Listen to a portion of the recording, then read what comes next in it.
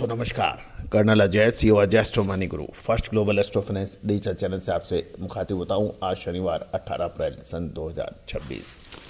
दोस्तों आज के एपिसोड में हम चर्चा करेंगे पश्चिम एशिया में चल रहे तनाव, युद्ध, इजराइल, अमेरिका और बनाम ईरान के अंदर महत्वपूर्ण मोड़ आ गया है।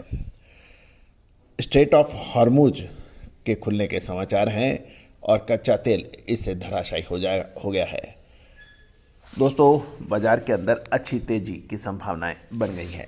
जानिए रिपोर्ट विस्तार से। दोस्तों खबर निकल के आ रही है कि ईरान ने straight of Hormuz cease fire की अवधि के दौरान सभी के लिए खोल दिया है। ईरान के विदेश मंत्री अब्बास अराघची ने ऐलान किया कि हॉर्मुज को सभी वाणिज्यिक यानी कॉमर्शियल जहाज़ों के लिए पूरी तरह से ओपन कर दिया गया है। ये मार्ग इजराइल लेबनान संघर्ष विराम की शेष अवधि के लिए खोला गया है, जो अगले 9 दिनों तक प्रभावी रहेगा। ऐसे में फारस की खाड़ी में फंसे जहाज अब हॉर्मुज को पार कर अपनी यात्राएं पूरी कर सकते हैं। गौरतलब है कि इजराइल और लेबनान के बीच यानी हमास लड़ाकों के बीच जो लड़ाई थी, उसमें भी युद्ध विराम जब तक रहेगा उस सीमा तक स्ट्रेट ऑफ हॉर्मुज खुला रहेगा, ऐसा कहना है ईरान का। ईरान के इस ऐलान के कुछ सेकंड के बाद ही कच्चा तेल नीचे गिरने शुरू हो गया।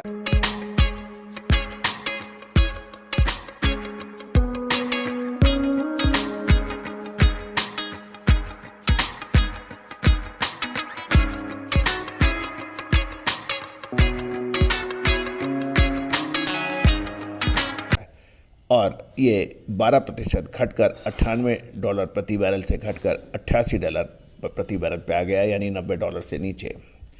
अमेरिकी क्रूड WTI $83 तक फिसल गया और ईरान की इस घोषणा से 5 मिनट से कम समय में भी ग्लोबल शेयर बाजार लगभग 1.5% तक उछल गए। क्रूड की कीमतों में गिरावट और हॉर्मुज में सप्लाई फिर से शुरू होने से अमेरिकन बाजार डाउजोन में 2% से अधिक की तेजी दर्ज हुई है और बाजार और गिफ्ट निफ्टी भी लगभग 0.25% चढ़कर 24,850 तक पहुंच गया है, जिससे सोमवार को भारतीय शेयर बाजार में गैप अप ओपनिंग की उम्मीद जग गई है। गौरतलब है कि आपको याद होगा, हमने अपने साप्ताहिक अखबार ग्लोबल बिजनेस न्यूज़ के साथ साथ हमारे चैनल पर जिन महानुभावों ने ज्वाइन का बटन दबा रखा है, उसमें साप्ताहिक में ये अग्रिम विश्लेषण आपको लगातार पिछले 2 सप्ताह से दिए जा रहे हैं। दोस्तों कहा जाता है कि व्यापार धैर्य का है, व्यापार समझ का है, व्यापार अग्रिम विश्लेषण का है। जो भी महानुभाव हमारी भारतीय अनुसंधान पद्धति और SEBI registered research analysis mister Tushar Jain की संयुक्त प्रयासों से तैयार रिपोर्ट लेते हैं, वो हमेशा दूसरों से आगे सोचने का प्रयास करते हैं। दोस्तों व्यापार एक कदम आगे सोचने का है। व्यापार जहाँ खड़े हैं वहाँ का नहीं है, और यही फ़र्क है कि एक चतुर सफल व्यवसायी हमेशा एक कदम आगे सोचता है। दोस्तों आप भी चाहते हैं कि भारतीय अनुसंधान पद्धति के एवं टेक्निकल एंड फंडामेंटल एनालिसिस का अद्भुत संगम आपको मिले? जी हाँ, मिल सकता है। आप रिसर्च में सहयोग करें, हम आपको सभी अग्रिम रिसर्च रिपोर्ट आप तक पहुंचाएंगे, चाहे वो शेयर बाज़ार हो, कमोडिटी बाज़ार हो, सोना चांदी हो, कच्चा तेल हो, एग्रो कमोडिटीज हो, इन सभी पर आपको उपलब्ध है। गौरतलब है कि ईरान की इस घोषणा से एशियाई बाज़ारों को बंद होने के बाद भी एक बात की थी, इसलिए ग्लोबल बाज़ार में इस तेजी और ईरान के फैसले का मसाले, खुशबू और प्योर झाग, टेस्ट से भर दे हर जुबान पे स्वाद। एवरीडे मसाले, देश का स्वाद। सोमवार को दिखने की उम्मीद है। पश्चिम एशिया में शांति की उम्मीद से सेंसेक्स शुक्रवार को 505 अंक चढ़कर 78,493 के ऊपर बंद हुआ। निफ्टी भी 156 अंक यानी 0.65% तेजी के साथ 24,353 के ऊपर रहा।